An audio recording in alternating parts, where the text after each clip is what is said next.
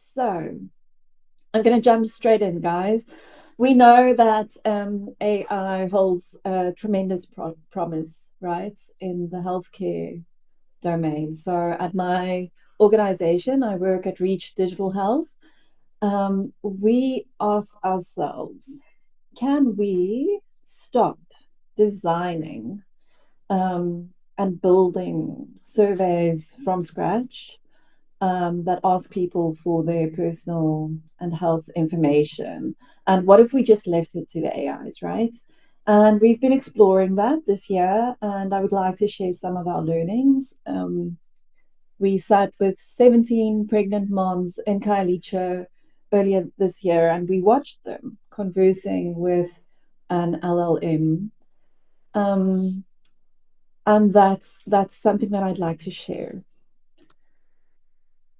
A few weeks ago, actually, it's more like 2 months ago by now, I had to rush my dad to a private hospital because he was having heart failure. Um, he's okay, by the way. But we arrived there. It was very scary. And the nurses hooked him up to machines and they stuck needles into his arms and they put him on IVs and on meds. Um, and I was worried and I wanted to know what was going on. And the only answer I got was, oh, his heart is beating a little bit too fast and we'll keep an eye on him. And they kept him in the hospital for another 4 days. And he had to go for all sorts of checks and heart sonars and an angiogram. And I just kept on trying to understand exactly what was going on. So, how worried should I be? Um, what was causing this, all of these things. Eventually, I called the cardiologist, and he wasn't impatient, but he was very quick to answer, your dad's going to be fine. His heart was just beating a little bit too fast. And that's where I decided, stuff this. And I took a print out of my dad's ECG, the squiggly lines, those things. I took a printout of that and a PDF of my dad's hospital report. And I fed all of that into ChatGPT and I said, what's going on here? And in about 15 minutes, I had all of the answers. I knew what kind of arrhythmia my dad had. I knew why he might need an ablation and what an ablation is. I knew why a pacemaker wouldn't help him at all. I knew why he was on the medication he was on. And I knew what I had to ask the cardiologist the next time I saw him. And I knew how serious this was. Um, it's incredibly powerful. It's an amazing thing that AI offers us at the moment, and that gap of understanding exists very clearly in private healthcare. So, how much bigger is that gap in public healthcare? At Reach Digital Health, we do a lot of work with moms and babies, pregnant moms and babies. And if anyone in this room has ever had to take a sick baby to a hospital, you will know how stressful that can be. So there's definitely a gap here that can be filled, right? Sam Altman is the CEO of OpenAI, quite a controversial character, I know, but he says we need to figure out how to distribute the benefits of AI to as many people as possible. So we know LLMs hold this tremendous promise in the healthcare domain. And we decided at Reach Digital Health that maybe we can employ the LLMs to help us build surveys, like healthcare surveys, a lot faster, right? Um, so, right now, you might be wondering why we're asking people, and especially pregnant moms, for their healthcare information. And this is a very good question. So, I'm going to explain. I work at Reach Digital Health, and we build healthcare information services for low and middle income people in Africa who make use of public healthcare services. All our designs are WhatsApp or SMS and USSD based, simply because those are hyper scalable, hyper accessible services. If people have a smartphone, or in Africa, what we see is lots of households have a phone or a smartphone, then they've got WhatsApp or they have access to SMS and USSD. It's right there, it's out of the box, right? So, an example of a service, and actually the one that we're probably most proud of at Reach Digital Health, is Mom Connect. If you are pregnant in South Africa and you visit any public clinic or hospital, you can sign up for Mom Connect, right? On your mobile phone. It's owned by the National Department of Health, and it's existed for more than 10 years. And over the last 10 years, we've reached more than 5 million moms, pregnant moms in South Africa. And this is a picture of Lauren, who is our strategic lead at the recent FIGO World Congress of Gynecology and Obstetrics, like proudly presenting our stuff. So, as I mentioned, if you're pregnant and you visit any public healthcare clinic or hospital, you can sign up for Mom Connect on your mobile phone. And what we'll do is we'll ask a few onboarding questions. So we're talking about things like your home language, the province you live in, um, whether you're in a rural area or an urban area, those kinds of questions. And we'll also send you a survey once in a while to check on, did you actually go for your checkup? How was it? Did they have everything that they needed at the clinic? Those kinds of things. Why do we ask moms these kinds of questions? Well, there are three reasons. The first reason is utility, just plain utility, right? So a big part of Mom Connect is that we remind pregnant moms to go for their checkups. And in order for us to do that, we need to know what a mom's expected due date is. So we really need to know expected due date. And once a baby is born, we really need to know what the date of birth was of the baby, because this allows us to then remind moms to go to the clinics, to take babies for vaccinations, all of those things. It also allows us to share small bits of healthcare information with moms, right? So we know that when it comes to healthcare, misinformation is absolutely everywhere. The information that we share with moms on Mom Connect is approved by the World Health Organization, and it's aligned with the South African National Department of Health's guidelines. So it's really solid information, and it's been crafted over the years to really speak to moms where they're at their level of health literacy. The other reason why we need to ask moms questions in surveys is for impact measurement, right? So we build Mom Connect or services like Mom Connect not to feel good about ourselves, but because we really want to see an impact in mothers and babies' health outcomes. That's the goal of this. And for us to be able to do that, we need survey data to track certain things, to track whether where the moms are going, where the babies are being immunized. We track, or why we send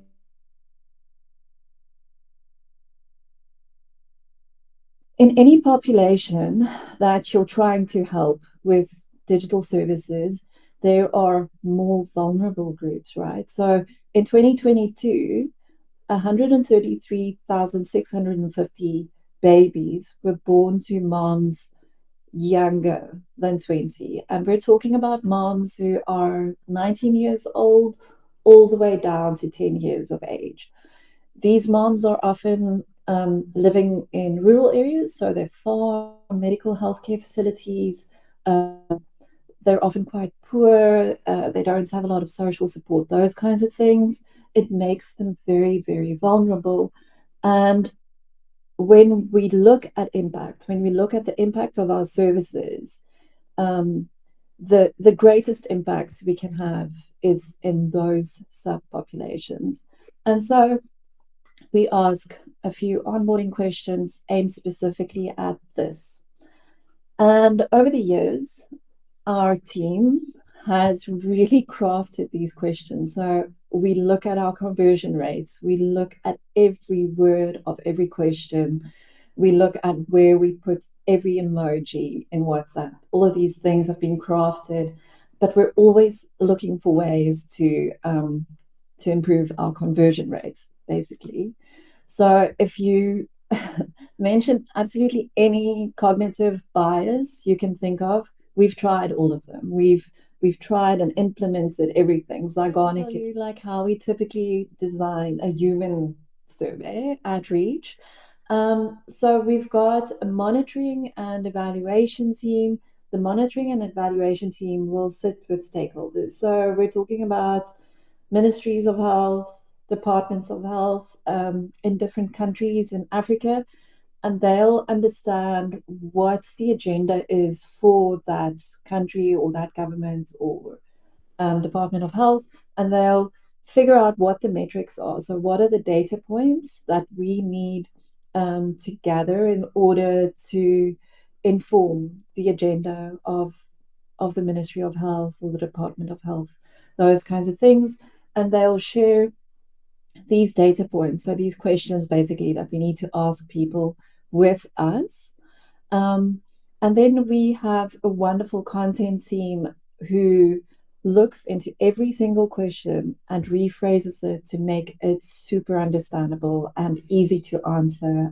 We create multiple choice questions, for instance, wherever we can, because then we get less noisy data, those kinds of things. We build in error handling, all of these kinds of things.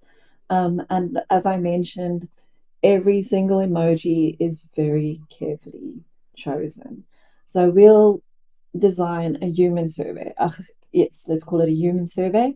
And what we decided to try was to say, well, what if we take our list of questions that we've got in the survey and we say to a large language model, please ask all of these questions in a conversational way. Obviously, the prompt was a little bit more involved than that, but you get the gist of it. So we've got a human design survey on the one hand, and on the other side, we've got an LLM having a conversation but asking these questions from moms. And before going live with this study, because we launched it to thousands of moms, we decided to do in person qualitative usability testing, right? With 17 moms. We didn't really invite 17 moms, we invited quite a few more, but 17 moms pitched up on the day. So the four of us, myself, Candice Williams, Lauren Kutzer, and Sam Janji, all experienced usability testing facilitators, went to this little church in Mandela Park in Khayelitsha on the 2nd of July this year. And each one of us sat with a few moms one on one. There were a few toddlers as well. And obviously, I can't share the photos of the moms. It's we anonymize all of the data, and then we would give them a survey, either the human design or the LLM kind of conversational experience, and ask them basically to complete. And we took notes and we learned very many things very, very quickly that we could share with the team and fix before go live, right? I can't show pictures of the moms' faces, but I can show you pictures of them holding their phones in their hands. So, what did we learn on the day? A lot of things. Well, the first thing was that large language models reword questions in unpredictable and weird ways. So, for instance, one of the questions that we ask is, in the last week, how many times or how many days did you miss a meal because there wasn't money for food? And the LLM would sometimes reword this question to, how have your meals been this week? And then obviously the moms would hesitate profusely and get kind of stuck. And we knew that in the real world, what would probably have happened is we would have seen drop off at that point. So this is something that we saw and that we had to address before go live. The other thing that the LLMs would do is that they would change the wording very slightly. So the question would still make sense to the moms, but because the question is reworded very slightly, the answers wouldn't be trustworthy anymore. So this is an example of that. The question we asked was, which province do you live in? And then the moms would answer Western Cape because the testing was done in Khayelitsha. But then the LLM would reword that question to, which province do you call home? And those same moms would say the Eastern Cape. And it's an innocent thing, right? It's not a big thing. It doesn't affect the flow or the user experience really. But what this does affect is the data that we're gathering. And because we need the data to be as accurate as possible, these are the kinds of things that we really need to look out for. If we are reporting to stakeholders who trust our data, we need to make sure that we're asking questions in such a way that the data is reliable and solid and predictable. And then a third finding was around being conversational, right? So conversational responses aren't always easier for our users or for the scientists, in fact, to interpret. So we need to know if moms live in urban or in rural areas. And it's definitely easier for moms to pick answers from a list, like township or city or suburb or farm, rather than to provide an answer in free text. So even though that feels more conversational, um, it means that the moms answer in their own words, and then we have to start mapping the answers that they give to the data that we need. So it becomes a little bit tricky in that sense. And then we do have a lot of Likert scale data points, and these are very difficult to map if you leave them as free text responses, right? So if we present moms with statements like, I feel like I can make decisions about my health, and ask them how much do you agree with this? If we give a list that goes from I strongly disagree to I strongly agree, we know exactly what the data is that's coming back in. If a mom creates or answers that with free text and she says sure or yes or absolutely, then once again we need to start mapping those answers to data points, and it becomes very tricky. Um, so we found a lot of these kinds of issues. I'm not going to talk through all of them. And this is the wonderful thing, right, about in-person qualitative usability testing. We can look at all of these things and fix them before we go live, and that's exactly what we did. Um, but the undeniable truth is also that many of these challenges are improving as we speak. So the LLMs are getting better at rephrasing questions, at not rephrasing questions in a way that it doesn't quite make sense anymore. I'm pretty sure that if we had to do this exact round of usability testing right now with the latest large language models out there, many of these things would already have been solved, right? So that's also true. But the other thing is that we still need humans in the loop, right? So we can't simply launch our AI enhanced surveys into the world and trust that they'll do their thing in the same way that we can't simply launch our human designed surveys in the world and trust them, right? The last mom that I sat with on the day of usability testing was a tall woman, tall, big woman with a round face and a beautiful, like, soft voice. And we always do a few warm-up questions beforehand. So I I asked her how she's feeling about her pregnancy. She was 31 weeks pregnant at the time, and she said very happy. And we spoke a little bit about data. I asked her, so how do you typically, buy data and so on? It's a question we always ask the moms. And she said, oh, yes, her boyfriend buys her data. So he'll buy her 20 Rand vouchers at a time, 20 Rand.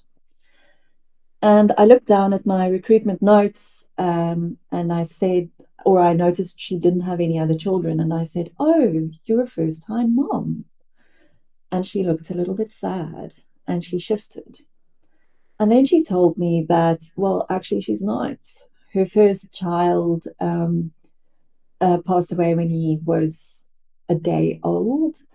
And with her second pregnancy, she had a very late miscarriage. And I kind of had to interpret what she was saying, but there had been a problem with the umbilical cord, basically a complication. And I just responded and said, I am so sorry.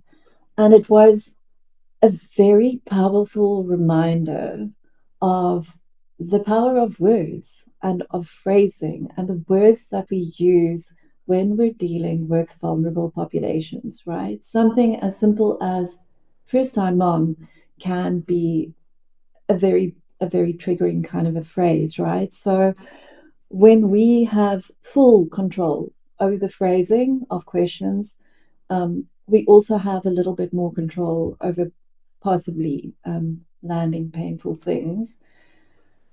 The other thing that I realized with all of this and the world that we're moving into is that, are we not maybe inadvertently turning very simple tools like surveys into instruments of simulated empathy, right? Surveys are tools. A survey is something that I need to complete. I don't expect any empathy from a survey, but conversations with people are different. People can empathize, right? A person can respond with or without compassion, and so can the AIs. And the AIs are actually getting really good at empathizing, right? So a recent study by neuroscientists at WITS had this to say. So we investigated both cognitive and affective empathy across several small and large language models using standardized psychological tests. Our results revealed that LLMs consistently outperformed the humans, including psychology students, on cognitive empathy tasks. However, despite the cognitive strengths, the models showed significantly lower effective empathy compared to human participants. So the LLMs are really good at figuring out how we are thinking, but not good at how we are feeling, right? But that cognitive empathy is coming in. And this is also why, as Helga said, we see an increase in people using AIs as therapists, kind of thing. So we need to be very, very careful in this world in which we are now designing things with vulnerable populations, right? If we are designing things with LLMs and they are starting to empathize, we're actually starting to design agents of empathy. This is what we're doing. And we need to start thinking about the kinds of agents that we are designing. We're no longer just building little surveys. We're creating these synthesized empathy tools, right? And we need to start thinking about the ethics behind that and the rules that we need to put into that. So I think the LLMs are here to stay. We know this, right? But we, the human beings, need to embody the empathy that we build into our designs. Whatever we do, whether we're producing static designs or whether we're doing conversational experiences with LLMs, We need to know our users. We need to listen to them. We need to sit with them. We need to see them in real life, right? Good design, with or without the AIs, begins with human empathy. Thank you.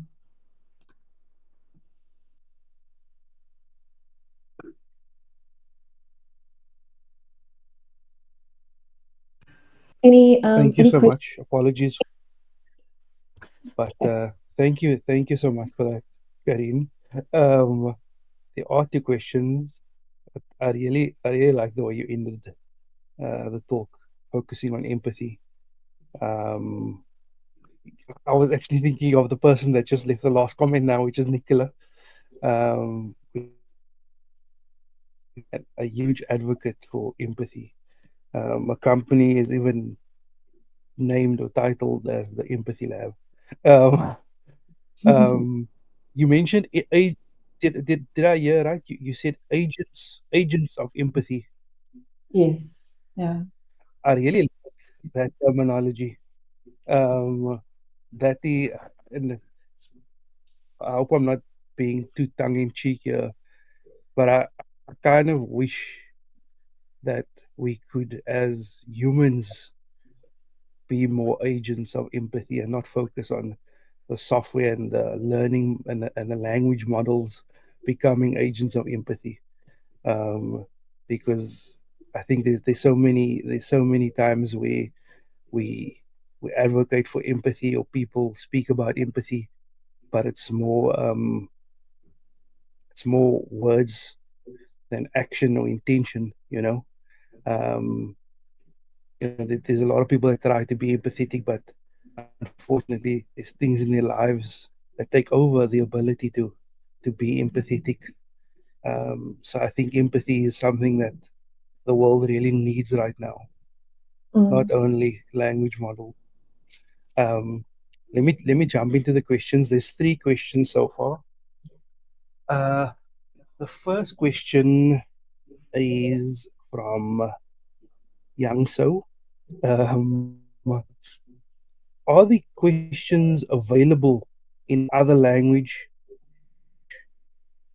Yes. Yes.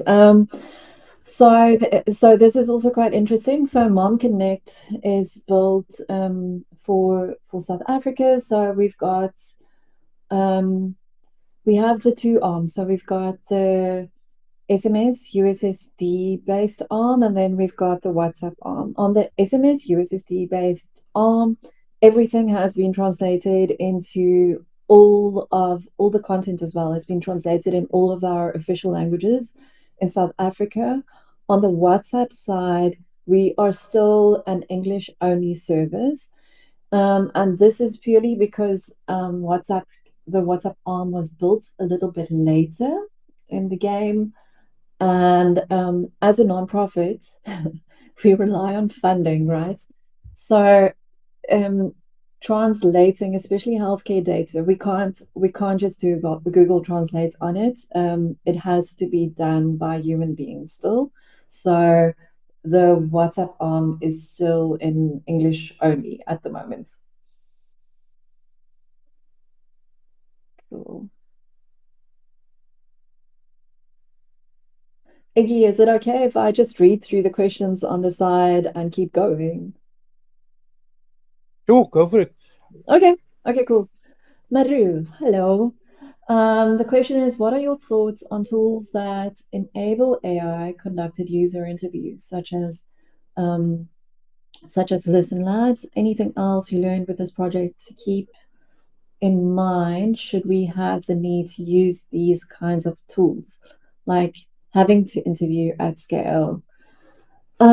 These tools are fantastic. They really are amazing, and they make our work scalable, which is wonderful, right? So I think Helga also mentioned it at the beginning of her talk. We don't just use one kind of research method. We need to employ all of the tools at our disposal. Um, and I think the thing to keep in mind when we use these tools is just to really get good at prompting the AIs. and really to keep context in mind, and to do the agile thing, like launch the thing, check what it's doing, and improve it very quickly, because there are contextual things that we don't even think of, right? Like we can foresee a lot of things, cultural things and economic things and so on, but there's an infinity of variation. So I think um, a skill that all of us, all designers, are going to have to master in the next while, if we haven't already started mastering it, is how to guide the AIs, to ask questions and interview people in the right kind of way. So, and it's a growing field. I hope that answers the question. Um, and then the third question I have from Alfie is about language. Given the previous talk, is language a contributing factor to how moms engage with LLM surveys? Yes, yes, it's absolutely a contributing factor. What we've started doing at Reach now, but it's still very, very experimental, is to go with audio, right? Voice notes. So what we've seen, for instance, in a service that we've got in Mozambique, is that there are users in Mozambique who are illiterate, completely, well, almost completely illiterate. They use a platform like WhatsApp with voice notes only, which is fantastic, right? If you think about it. And so what we've already started building, but it's still very experimental, is to give our users the choice between between text and audio. So that's going to make a really big difference, I think. And then in terms of language and how moms engage with these surveys, what we've seen specifically is that it's hard to like, in terms of the tone of voice, we definitely see that moms are attracted to an LLM tone of voice that that communicates a certain level of concern, right? And that allows them to share whatever it is that they want to share. So something specific. An example of this is that we'll ask moms whether they've gone for their appointments at clinics, so their checkups. There are very specific weeks during a pregnancy, 14 weeks, 20 weeks, 24 weeks, 30, 34, and so on, where the moms have to go, and we'll ask them, did you go for your checkup? And what was it like? And if you didn't go, why didn't you go? And we've got these set number of answers that moms can select from. And what we found with the LLM surveys, where we keep that a completely open ended question. So, why didn't you, if you didn't go, why didn't you go? Allowing the moms then just to express themselves about why they couldn't go or didn't want to go, was definitely something that they appreciated. So there are many things, yes, but language is a huge consideration in everything that we do in healthcare. I mean, looks like we've gone through all the questions. Thank you so much. I really, really